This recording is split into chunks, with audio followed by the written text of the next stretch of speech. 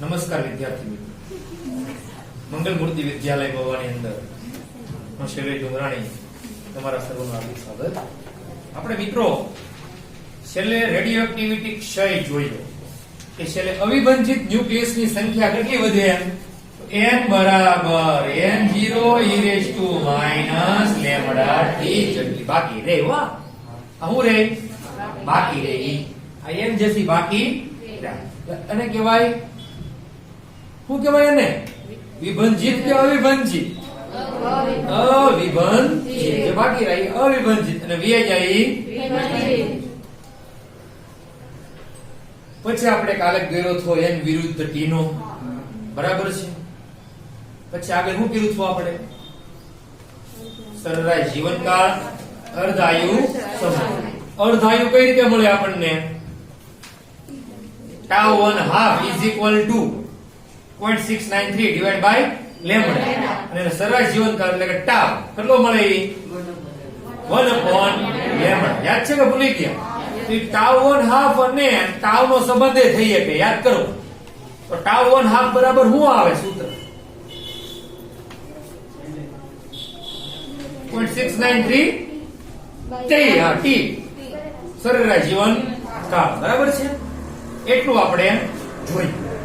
હવે જે જોવાનું છે એ તમારે છે વિખંડન. શું છે? વિખંડન એટલે કે ન્યુક્લિયર ઉર્જા. હવે જોવાનું છે તમારે ન્યુક્લિયર ઉર્જા. પેલા વિખંડન દ્વારા આપણે જોઈશું અને પછી એ ઉર્જા ઉત્પન્ન ક્યાંથી થાય એ આપણે જોવાનું છે. એની માટે તમને હું એક સાદું એવું ઉદાહરણ આપું, જસ્ટ એક્ઝામ્પલ. જો ન્યુક્લિયર ઉર્જાનું ઉદાહરણ આપું છું. એની પહેલા તમને રાસાયણિક ઉર્જાની વાત કરવી પડે. આપણે રાસાયણિક ઉર્જા એટલે કઈ કઈ થતી છે? તમને શું લાગે રાસાયણિક ઉર્જામાં કેનો સમાવેશ થતો છે? રાસાયણિક ઉર્જા હોય, રાસાયણિક તો ખબર પડી જાય ને, કોલસો, ડીઝલિયા, પેટ્રોલિયા, કેરોસીનિયા, એ બધું રસાયણમાં આવે ને, બરાબર છે. તો એ ઉર્જાની કમ્પેરિઝન આપણે જે છે ન્યુક્લિયર ઉર્જા હારે કરવી છે. ન્યુક્લિયર ખાલી લખ્યું, બોલો તો ખરી, ર તો વરી ગયો એમ. ન્યુક્લિયર ઉર્જા હરખું આવે ને, ક્લિયર આવે ને. તો આપણે ન્યુક્લિયર ઉર્જા સાથે શું કરવાનું છે? એની સરખામણી. કોની? રાસાયણિક. તમને રસાયણ થી કેટલી ઉર્જા મળે અને ન્યુક્લિયર થી કેટલી મળે આપણે હમણાં કહીશું, બરાબર છે. એની પહેલા તમને વાત કરી દઉં, નાની એવી વાત. કેવી વાત? નાની એવી વાત. આપણો બંધન ઉર્જાનો આલેખ યાદ છે બધાને? એમાં શું શું હતું? એમાં બે મહત્વના મુદ્દા હતા, એ મને સમજાવવાનું. કે એનું મૂલ્ય 30 કરતા વધુ હોય ને ક્યાં સુધી હોય? 170 થી ઓછું હોય, બરાબર છે ને?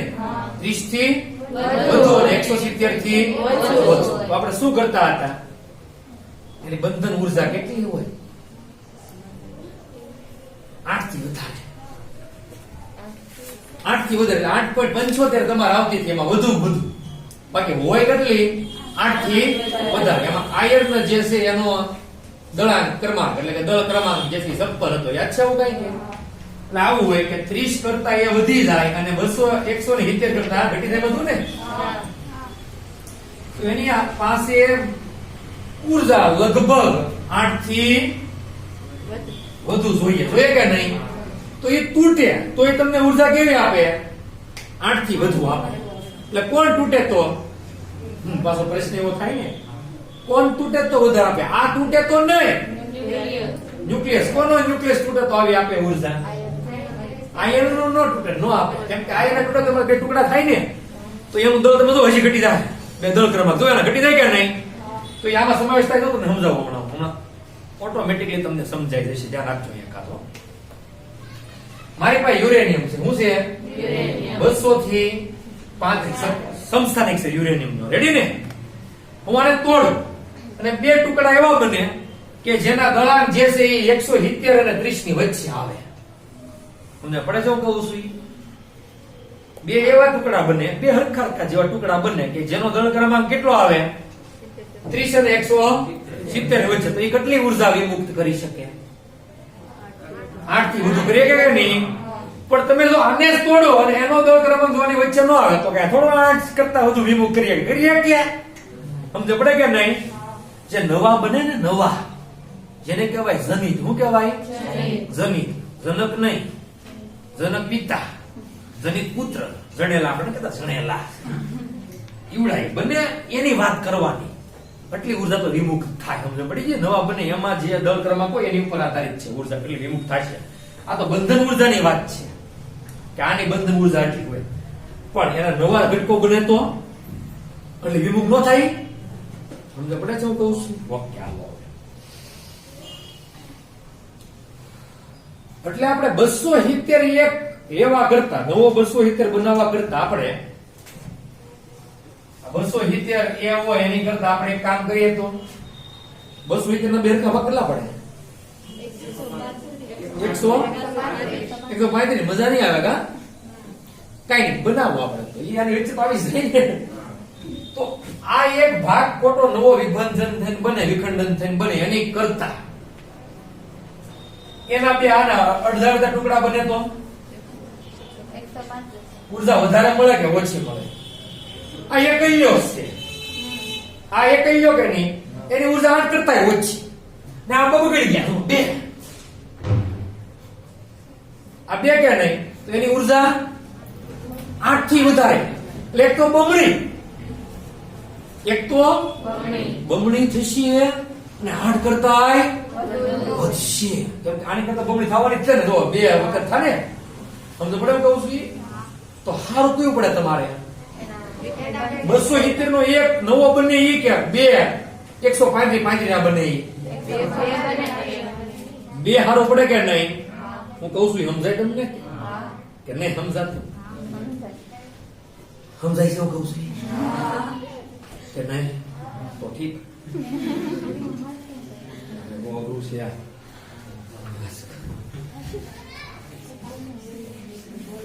હવે આપણે આની ઉપર આવી જાય મેં યુરેનિયમ. કોની ઉપર આવી જઈએ? યુરેનિયમ. બરાબર છે? એટલે કે ન્યુક્લિયર ઉર્જા ઉપર આપણે આવી જાય. રાસાયણિક ઉર્જાથી જે ઉર્જા ઉત્પન્ન થાય ને એ તમારે કિલો ઇલેક્ટ્રોન વોલ્ટના ક્રમની હોય. કેટલી હોય?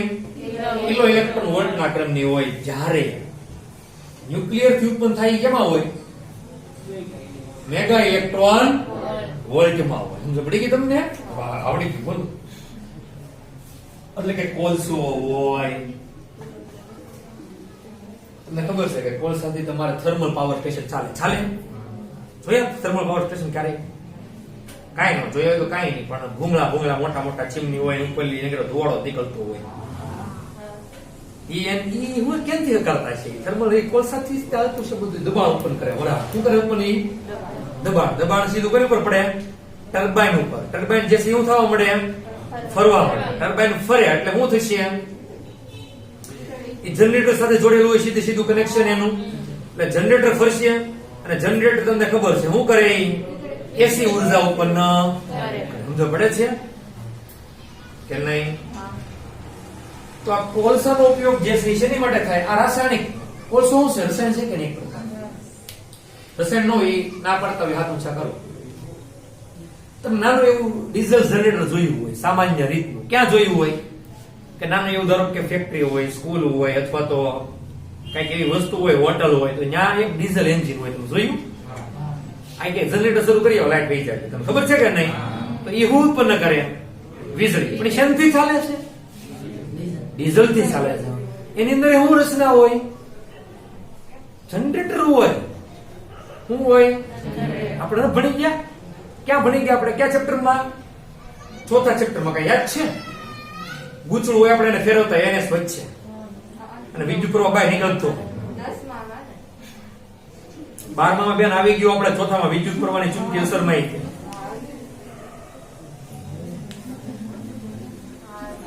બરાબર છે? વિદ્યુત પ્રવાહની ચુંબકીય અસરમાં ઓનલાઈન ચેપ્ટર જોયા હતા કે એવડે પાછા? તો ખબર હોય એની.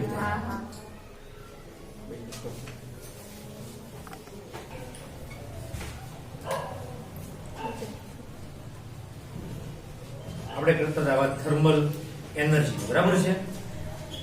તો જે રાસાયણિક ઉર્જા જે છે એનું મૂલ્ય 10 અથવા તો 10 નો આપણે કહીએ, અને આપણે એને શું કહીએ કે કિલો ઇલેક્ટ્રોન વોલ્ટના ક્રમમાં હોય, બરાબર છે? જ્યારે ન્યુક્લિયર ઉર્જા જે છે એનું મૂલ્ય મેગા ઇલેક્ટ્રોન વોલ્ટના ક્રમમાં છે. એટલે કિલોમાં ને મેગામાં ખબર પડે છે તમને.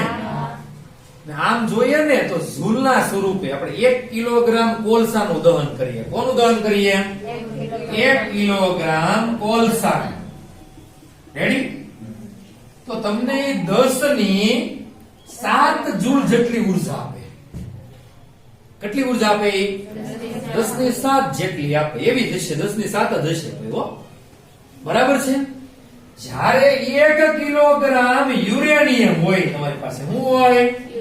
યુરેનિયમ હોય, તો એ 10 ની 14 ઘાત જેટલી આપશે. હવે આમ જો તો તફાવત એ લોકોએ તાર્યો છે કે 10 ની 6 ગણી વધારે આપે. ખાલી કેટલી આપે? 10 ની 6 ગણી આની કરતા. પણ આપણે આમ જોઈએ ને તો 14 ગણી, એટલે કે 7 થાય કે નહીં? અહીંયા 10 ની 14 છે, એટલે આપણે એના આંકડા પ્રમાણેની વાત કરીએ તો કેટલી થાય? 7 ગણી વધારે થાય. કોની કરતા? કોલસા. એટલે 7 ગણી ખાલી નહીં, 10 ની 7 ગણી એટલે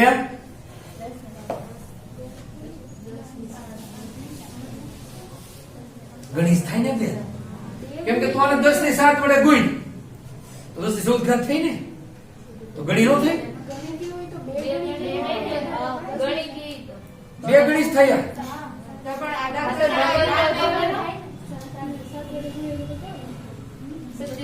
બગડા વડે મારે ગુણ તો એ બે ગણી કહેવાય ને.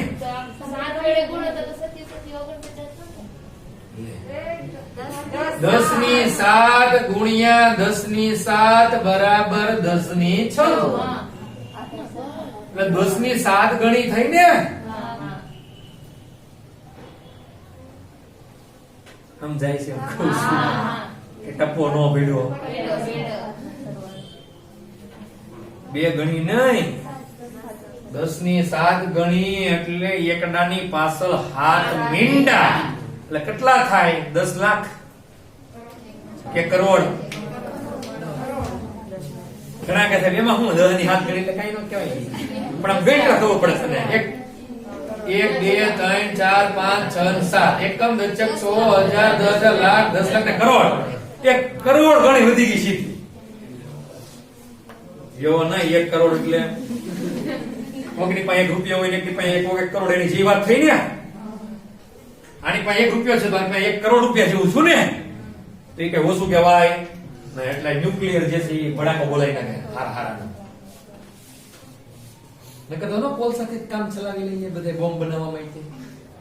એવું થઈ શકે એટલે માટે હું બનાવ્યો છે કેવો છે એ બાકી સોચરા પાડી દે એવો છે કે નહીં? ફૂગા કાઢ નાખે ને. સમજાય પડે છે હું કહું છું? સમજાય? એને લોકો બિચારે થોડું ખાધું રાખ્યું છે. એને છે ને 1 મિલિયન રાખ્યું. ખાલી હું રાખ્યું? 1 મિલિયન. મિલિયન એટલે કેટલું? 10 ની 6 અને બિલિયન એટલે 10 ની 9. મિલિયન એટલે 10 ની 6 એટલે મેગા ક્રમમાં રાખ્યું એને. એટલા ઘણી આપે એમ. પણ એનું મિસ્ટેક એને બે જગ્યાએ તો પછી તો આ શું કામ 10 ની 14 કામ બરાબર છે. શું કરતું? હવે આપણે વિખંડન કયું જોવાનું છે યાર? વિખંડન પ્રક્રિયા. વિખંડન એટલે શું? કે તમારે કઈ ભારે ન્યુક્લિયસ હોય. કેવો હોય? ભારે વજન વાળો. એટલે કે યુરેનિયમ 92 થી 238 તો યુરેનિયમ નો સમસ્થાનિક પણ આપણે લઈ શકીએ કે જે 235 છે. કોનો સમસ્થાનિક છે? યુરેનિયમ. યુ 92 થી 235. યુરેનિયમ 92 થી 235 આવું છે સમજાય. આ પરમાણુ બોમ્બ બનાવવા ઉપર એ પ્રક્રિયા અહીં કરાવું છું. વિખંડન. કઈ પ્રક્રિયા? વિખંડન. બરાબર છે. આની ઉપર તમે અલગ અલગ કણોનો મારો ચલાવો. ધારો કે તમે આલ્ફા કણનો મારો. આલ્ફા એટલે કોણ? હિલિયમ 2 થી 4. ન્યુટ્રોન એટલે ખબર છે? ન્યુટ્રોન 0 થી 1. કેમ કે એનો 20 ભાગ કેટલો હોય ન્યુટ્રોન નો? 0 ને એટલે ન્યુટ્રોન લખવું તો કેમ લખાય આમ n પછી અહીંયા મીંડું ઉપર એક રેડી કે નહીં આમ લખાઈ ગયા નહીં જુઓ તો ન્યુટ્રોન ને નો લખાય એ મને કયો તો જ્યારે તમે ન્યુટ્રોન નો મારો ચલાવો છો કોના ઉપર યુરેનિયમ ઉપર ત્યારે યુરેનિયમના બે સરખા ન્યુક્લિયસમાં વિભાજન થઈ જાય છે ને યુરેનિયમ નથી બનતું એટલે થોડું યુરેનિયમ બને પછી કઈક નવા બીજા બે નવા ન્યુક્લિયસ બને જેને કહેવાય જનિત કહેવાય ને અને મેન હોય એ જનક બરાબર છે હવે જો આપણે જોઈએ તો યુરેનિયમ નો સમસ્થાનિક આમ યુરેનિયમ મૂળ તત્વ સ્વરૂપે કેવું છે 92 થી 238 આ એનો સમસ્થાનિક છે યુરેનિયમ આ મૂળ મળે છે કુદરતમાં આ મૂળિયું 238 વાળું 235 ઉપર તમે ન્યુટ્રોન નો મારો ચલાવો વત્તા કરવો પડે ને મારો ચલાવવો હોય તો અહીંયા તો કઈ મારો ચલાવવો હોય એમ લખાય નહીં સીધી પ્રક્રિયા મૂકવો પડે ને પ્લસ તો તમને શું મળે આમ યુરેનિયમ શું થઈ જાય તો યુરેનિયમ શું થઈ જાય છે 92 થી 236 થઈ ગયા નહીં થાય એટલે આનો ધડાકો થાય આનો શું થાય ધડાકો થાય બોમ્બ બોમ્બ બોમ્બ અને એ યુરેનિયમ એટલે આ તો ખાલી દેખું શું આવું કઈ થાય નહીં સીધે સીધો શું કરી નાખે બ્લાસ્ટ શેમાં કરી નાખે તો ગા બી અને કે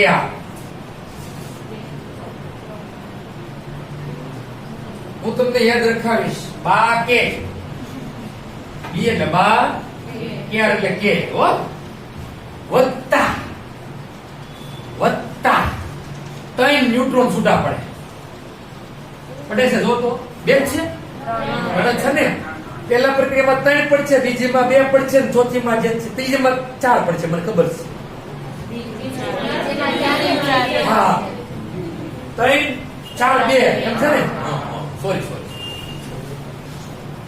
હવે અહીંયા કઈ રીતે તો આનું તમારે શું કરવું પડે હવે અહીંયા 236 છે એ તમારે સેટિંગ કરવું પડશે અહીંયા ને અહીંયા ઉપર નીચે સેટિંગ કરવું પડશે 92 નું પણ હવે તમને આ બેરિયમ નો પરમાણુ ક્રમાંક યાદ હોવો જોઈએ યાદ છે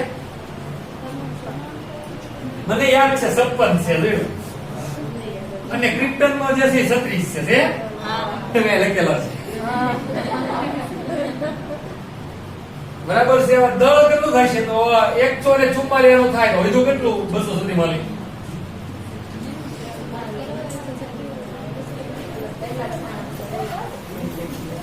એટલે ગોતો મીરા ગોતો એટલું વધુ યાર 144 144 બાદ કરો 92 માંથી આ 3 કાઢો ને 3 તો સદા ઓલો નીકળી ગઈ કેટલું વધ્યું 89 વધ્યું ને બધું થઈ ગયું જો હવે તો સંતુલન સપાઈ ગયું એનો સપાનું સંતુલન સપાઈ ગયું છે તો હાર હો ભાઈ એક પ્રક્રિયા આ પણ થઈ શકે આમાં 3 શક્યતાઓ છે કેટલી શક્યતાઓ છે 3 છે યુરેનિયમ ઉપર તમે ન્યુટ્રોન નો મારો ચલાવો તો કઈ પ્રક્રિયા થઈ નક્કી 3 પ્રક્રિયાની શક્યતા છે કઈ પ્રક્રિયાની શક્યતા છે 3 થાય આપણા હાથમાં નથી નોટ અવર હેન્ડ એવું કે કેવું ઇંગ્લિશમાં નોટ ઓન અવર હેન્ડ જે કે કહેવત હોય વિથ અવર હેન્ડ જે કે હજી યુરેનિયમ 92 થી 235 ઉપર તમે ન્યુટ્રોન નો મારો ચલાવશો નહીં તો તમને ખબર છે શું મળે પાછું 200 સુધી મળે એના હજી 2 હરખા તત્વો થાય આ બા કે હવે સબનમ એટલે Sb Nb સબનમ જેસર જા એટલે Sc આવશે Xc જો પછી છે ને Xc જેસર એટલે Xc અને જેસર સર એટલે શું થાય યસા નામ યાદ રાખ્યું છે બા કે સબનમ જેસર જા યુ જવાનું જેસર ભેગું યાદ રાખવાની રીત છે કે ક્યાં ક્યાં તમને ન્યુક્લિયસ મળશે એટલા માટે તત્વ મેં બનાવ્યા જાતે હો ખીચામાંથી વત્તા કેટલા થશે 4 ને ન્યુટ્રોન. રેડી? હવે તમને એકનું તમારે યાદ રાખતા આવડે તો ઠીક છે, બાકી મોબાઈલ નંબર છે આપણી પાસે જુઓ 44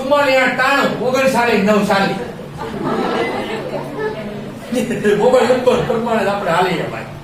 આંકડા યાદ રાખવા પડે ને હંમેશા. મોબાઈલ નંબર 44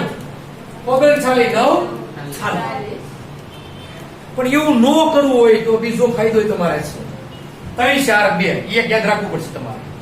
એક તો બધું યાદ રાખી લો એટલે ઓટોમેટિક સંતુલન સ્થાપકતા આવડી જાય કે નહીં. તમને આવું તો કેમિસ્ટ્રીમાં તમે કેટલી વાર શીખાય શીખા કે નહીં? પરસેવો નો મળે તો તમે શીખી જશો. અહીંયા હું આવશે શબ્દમ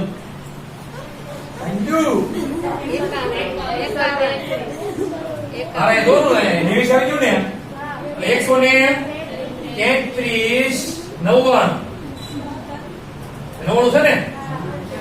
અને અહીંયા આવશે તમારે પેલા 56 વી ગયું 37 વી ગયું 51 આવશે. કેટલો આવશે? 51 આનો આવશે 41. જુઓ સંતુલન સ્થપાઈ જુઓ 51 વત્તા 41 થઈ ગયું 92. હાલો રેડી? 133 વત્તા 99 વત્તા 4 થઈ ગયું અહીંયા 236.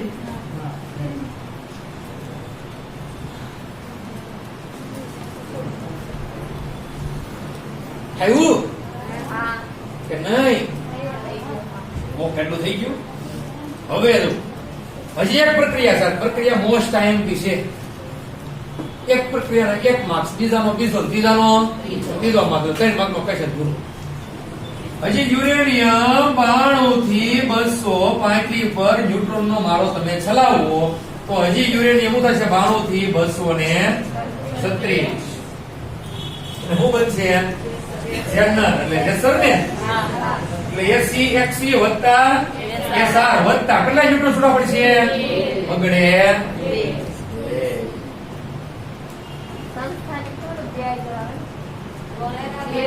2. સોરી ભૂલ પડી.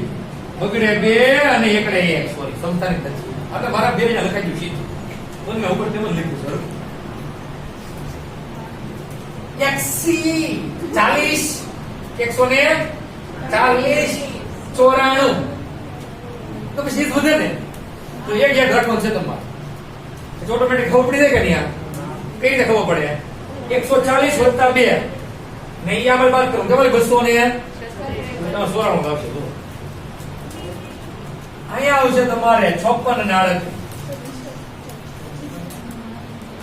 અહીંયા 54 આવી જાય પછી 92 માં 54 જાય તો 38 વધે કે નહીં? એટલે બીજાનું જો એક લીટીનું તમે યાદ રાખો તો બીજી લીટી ઓટોમેટિક તમારે બને. આ બે કેવા ન્યુક્લિયસ બિના કહેવાય હલકા. કેવા? હલકા. ભારે છે નથી. હલકા છે ને. ભારે લો અહીંયા 236 વાળો સમજાય છે? એક દાખલો સાંભળે હવે. એટલે આમ તમારે છે ને અહીંયા થિયરી છે. ત્યાં શું છે? થિયરી. પણ એ છે ખરેખર દાખલો. બોલો ગણીએ કે નહીં? જુઓ 240 ન્યુક્લિયસ છે એની બંદર ઊર્જા કેટલી હોય? 240 જવાની તો 7.6 છે. કોની? EBN. કોની? 240. રેડી? એટલે એને આના ક્રમાંકમાં તમારે 240 ગણી લેવાનું. ગણી જો એની કેટલી હોવાની? 7.6 મેગા ઇલેક્ટ્રોન. પછી EBN આપણે કોઈ જોયા છે 120. એટલે એ કેટલો હોય? 120 જેવો. અને EBN કેટલી? 8.5 જેટલી. રેડી? હવે આપણે આમાં બે નો તફાવતની ગણતરી કરવી છે. શું કરવી છે ગણતરી? બે માં તફાવતની ગણતરી.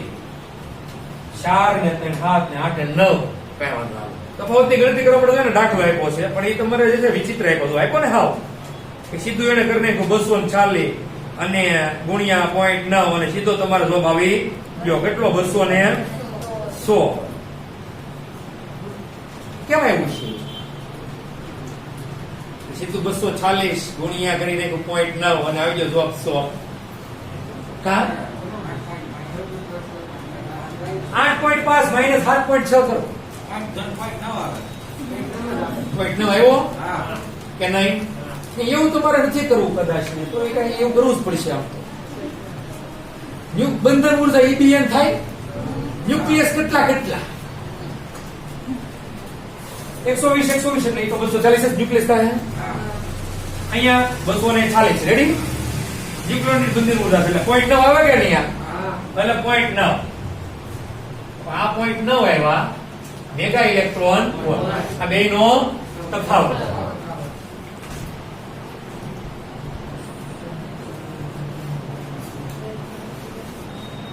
પોઈન્ટ 9 જેટલી વધારે થઈ એની એમ છું ને. આને 240 વડે ગુણ નાખો તો 7.6 ગુણ્યા 240 કરો. 424. 18 24 છે ને? હા, 18 24. આને 120 વડે ગુણો. 10 20. હજી 120 વડે ગુણો. 12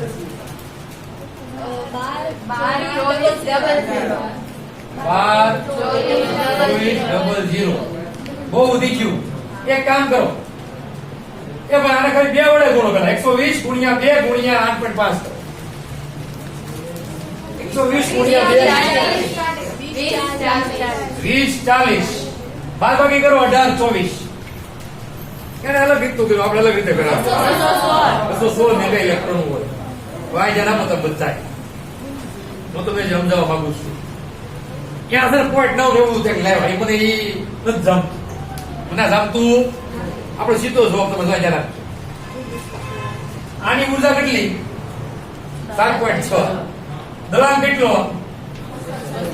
તો EBN છેદમાં A બરાબર સૂત્ર શું છે? બંધન ઉર્જા ન્યુક્લિયસ ની બરાબર કેટલી છે આની? 7.6 MeV છે. એ કોની છે? યુરેનિયમ. મારે EBN જોઈએ છે તો શું કરવું પડે? 7.6 ગુણ્યા એ કરવું પડે ને. એ કેટલો? 236. પણ આપણે એવું લીધો ધ્યાનમાં. આપણે આની ઉર્જા નથી લીધી 7.6 યુરેનિયમ ની. આપણે કોને લીધી છે? જેમનો પરમાણુ દળાંક કેટલો હોય? 240 એ લીધી. બરાબર છે? એના બે હરખા ટુકડા પડ્યા. કેટલા? 120 120 સમજવા માટે. તો આની કેટલી થાય? ચાલો કયો આ સૂત્ર પ્રમાણે 18 24 થાય. તો હું આની ગણતરી કરું અહીંયા. એટલે EBN આપણને મળે 18 24. રેડી કે નહીં? આની ગણતરી કરીએ તો આપણને EBN કેટલી મળે? એની 20 40 મળે. એ કઈ રીતે મળે? તો જો બે હરખેરખા ન્યુક્લિયસો ક્યાં ક્યાં? 120 120 સમજ પડે છે? એટલે 2 ગુણ્યા 120 થશે. અને એની ઉર્જા કેટલી? 8.5. આમાં કોઈ ડાઉટ હોય પૂછો. બાકી તમે 120 એટલે બચત થશે, લઈ શકો છો. મને કઈ વાંધો નથી, પણ 2 વડે ગુણો તો કઈ વાંધો નથી. તો જવાબ તો સતત આવે ને. કઈ સરવાળા છે, ગુણાકાર નથી કરતા નથી. એવું છે સરવાળા છે. તો આટલી બધી આવી તો આ બે નો બાદ બાકી કરો એટલે આમાંથી આ બાદ કરાય ને કેટલો આવે? હા, તો આ પ્રક્રિયામાં કેટલી ઉર્જા વિમુક્ત થાય? 216 થાય. આમાં સમજાય દેખાય સમજ પડે? હું કહું છું આ ગણતરીની સમજ પડી તમને કે નહીં? આમાં તો હાવ ઓછી પડે, ખાલી એકલો હોય છે. પણ આ પ્રક્રિયા થાય તો એટલે હલકામાંથી ભારે થાય ત્યારે થોડીક ઓછી પડતી છે. આપણે આવશે એ પણ એ કાઢ નાખો છે એવડાય, કઈ વાંધો નહીં. આપણે તો ભારેમાંથી હલકા બનાવીએ છીએ. શું બનાવીએ છીએ? ભારેમાંથી હલકા. એટલે કેવી ઉર્જા વિમુક્ત થાય? ફૂલા ફૂલ તોડી નાખે એની. ઓકે, ડન છે. આ તમારી થિયરી પૂરી. આ લખવું તો લખી નાખો. સમજાયું નથી એને સીધે સીધા જોબ જ લખાય. જુઓ લખી નાખો તમે ચોપડીમાં. આવો એ પોઈન્ટ નો એ બધું જવા જો ભાઈ. પોઈન્ટ નો જવાબ મેં મારી સમજો તો આવ્યું થિયરીમાં બસ કોઈ નહીં જોઈ ગયું. મારે પાછું સમજાવવું પડશે ને આટલું વાગે ભાઈ નતું ને હારી ગઈ. તો વિદ્યાર્થી મિત્રો દાખલા નંબર 13.7 ઉદાહરણ નંબર 13.4 બરાબર છે. શું છે એમાં કરવાનું તમારે? તો એની અંદર આપ્યું છે કે આલ્ફા ક્ષય પામતા યુરેનિયમ 92 થી 238 નું અર્ધાયુ એટલે τ1 એને હાફ આપ્યું. એને હું આપ્યું છે τ1 હાફ. કેટલું આપ્યું છે? 4.5 ગુણ્યા 10 ની 9 વર્ષ. કોઈ દી નો હાલે. શેમાં જોયા પડે? સેકન્ડમાં. તો પેલા યર ને સેકન્ડમાં ફેરવવા માટે તમારે પેલા દિવસમાં ફેરવવાનું, દિવસને તમારે કલાકમાં ફેરવવાનું, કલાકને પાછું તમારે ફેરવવાનું મિનિટમાં, મિનિટે ફેરવવાનું તમારે સેકન્ડમાં. લાંબુ છે કા. 4.5 ગુણ્યા 10 ની 9 ઇન્ટુ 365.5 બે કર્યું કે એને એટલે સીધું સેકન્ડ રોસ પૂરું આવ્યું. પણ આપણે દિવસમાં ફેરવીએ, દિવસમાં ફરી ગયું. હવે દિવસ પછી શું આવે? કલાક. એટલે કલાક 24 ગુણ્યા 24 કલાક. હવે કલાકને સેકન્ડમાં ફેરવવું છે. 1 કલાક બરાબર 36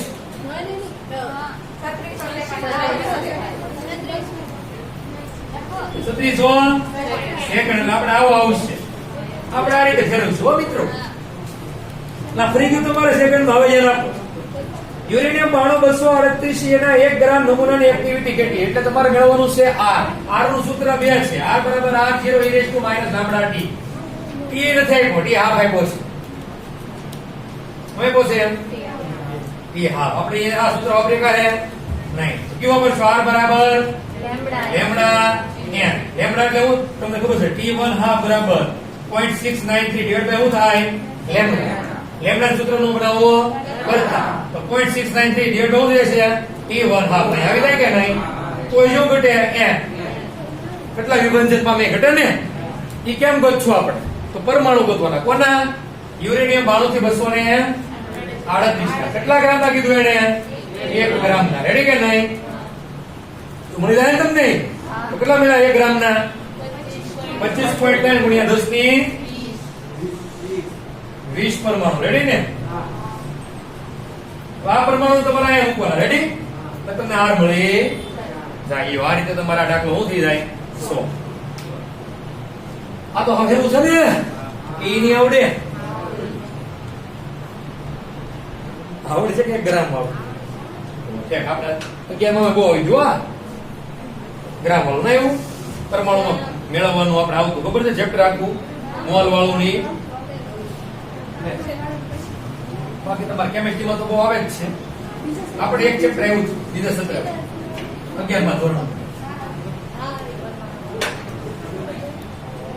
હવે જો 13.5 સમજાવું. ટ્રિટિયમ નો અર્ધાયુ એટલે કેટલો છે? 12. ટ્રિટિયમ T1 હાફ આપ્યો છે અને 12. બીટા ક્ષય પામે છે. 25 વર્ષ પછી શુદ્ધ ટ્રિટિયમ નમૂનાનો કેટલો અંશ અવિભાજિત રહેશે? બાકી કેટલો રહેશે? અર્ધાયુમાં કેટલો વયો થાય?